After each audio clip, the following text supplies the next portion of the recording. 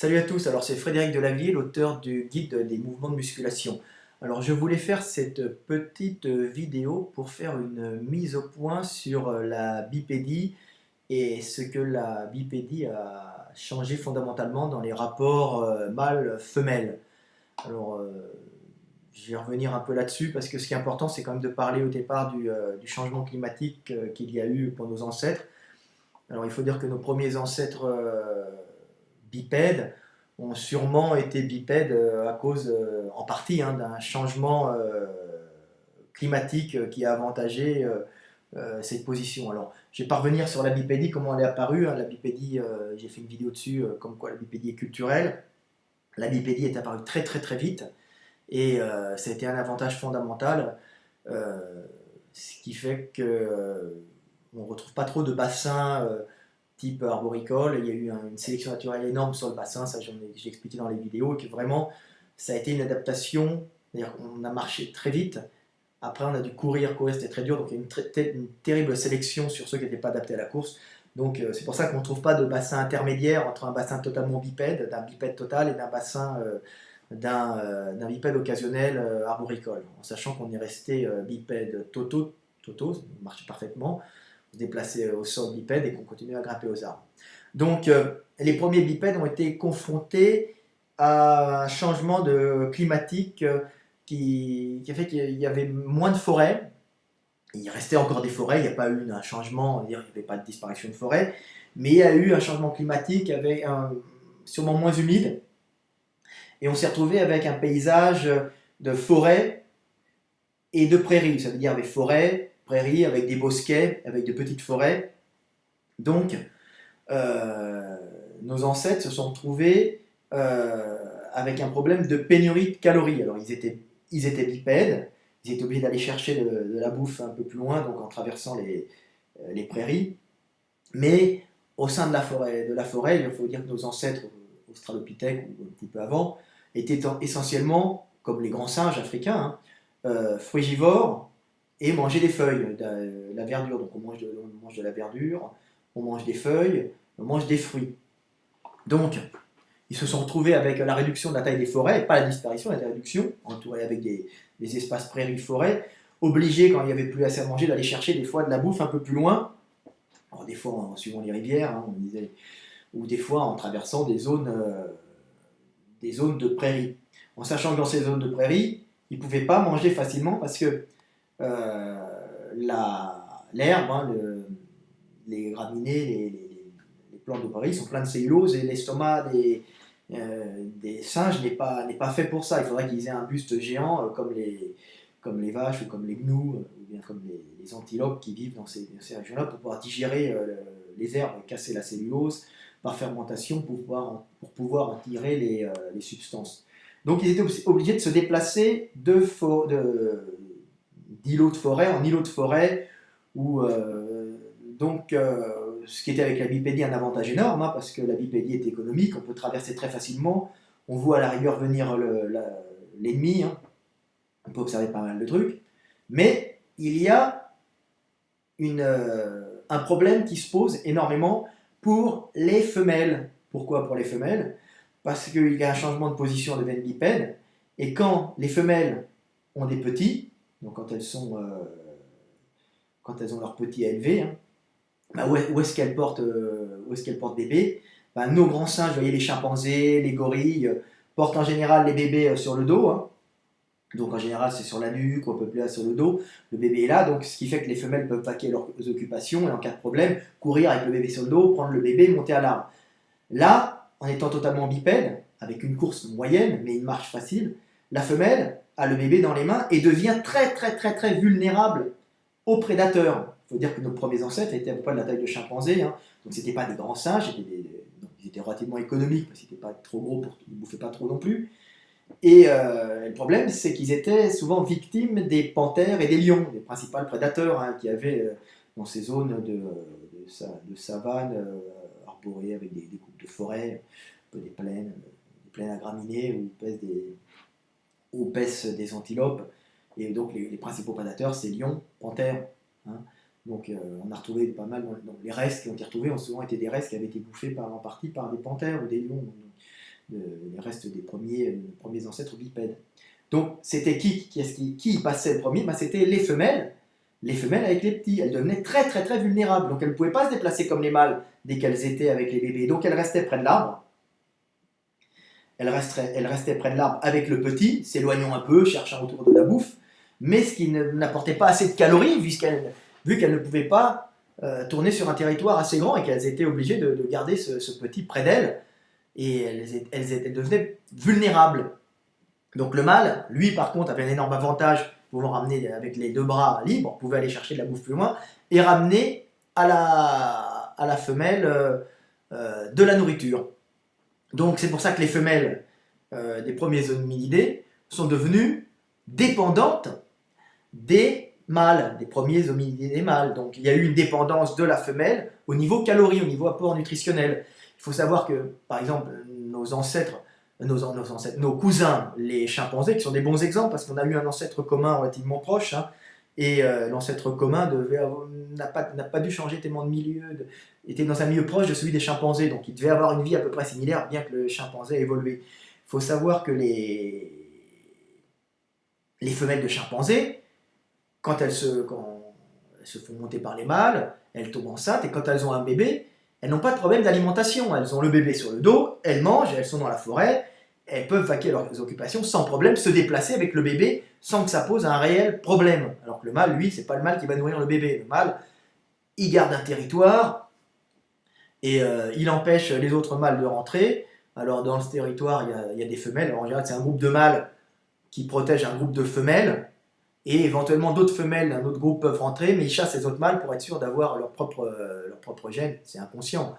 Mais bon, c'est comme ça pour leur propre gène qui auront femelles. Alors, c'est des groupes avec 100 couples réellement formés. Il faut savoir, chez les chimpanzés en général, il n'y a pas de couple formé, tout le monde baise avec tout le monde. Hein, et qu'il y a une sélection par le sperme, si vous voulez. C'est-à-dire que c'est pas, les mâles chimpanzés se battent rarement entre eux.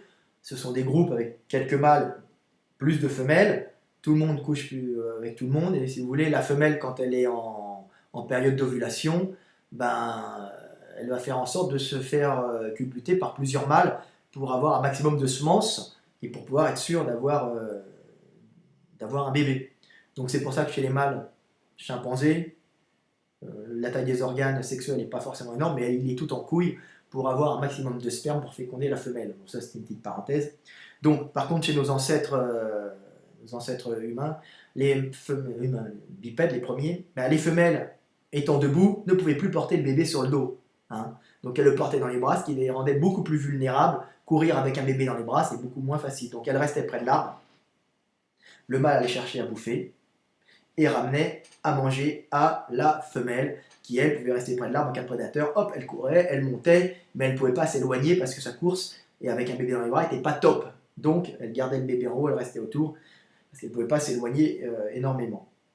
Donc ça a posé un autre problème. Comment faire pour que le mâle ramène de la nourriture? Elle forçait à ramener de la nourriture.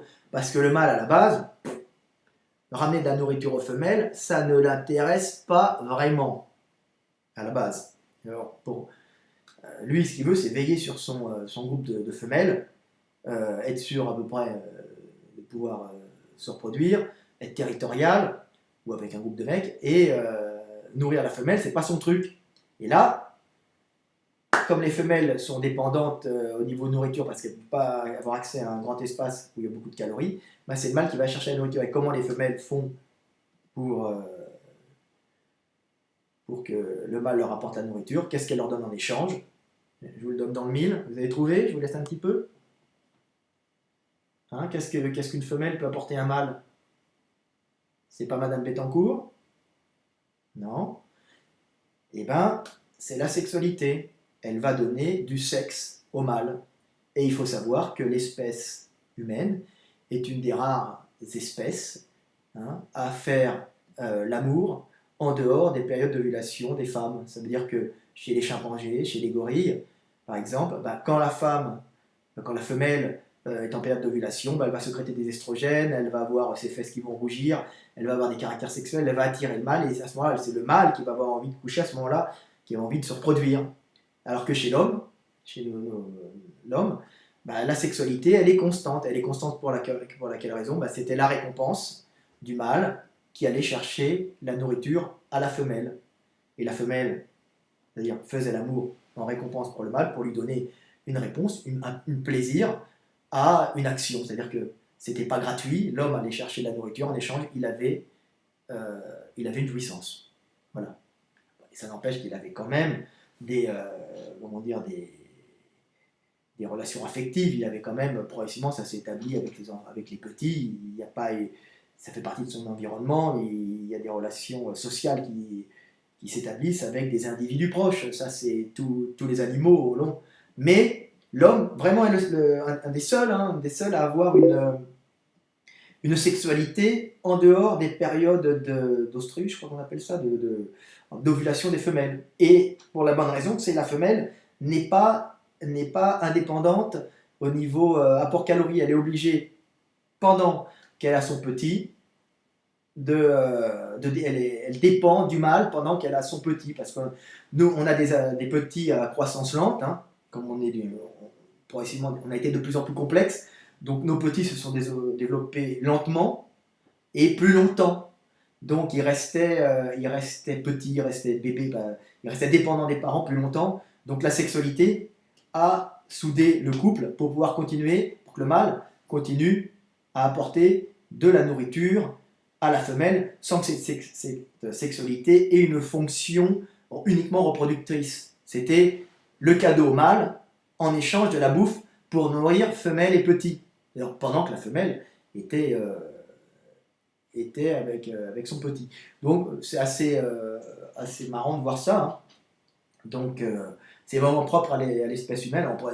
C'est vrai qu'après on dit putain c'est dégueulasse, les salopes, elles baisent, je parle d'un homme primaire, hein, elles baisent pour se faire entretenir. Non, elles font l'amour parce qu'il y a pas pour se faire entretenir, parce qu'il y a à la base, inconsciemment, maintenant le font aussi parce que la nature a généré aussi de l'envie hein, chez la femme, mais à la base c'était une façon de survivre aussi. Ça veut dire que si on ne donnait pas en échange de la nourriture, le mâle n'y ramenait pas de nourriture.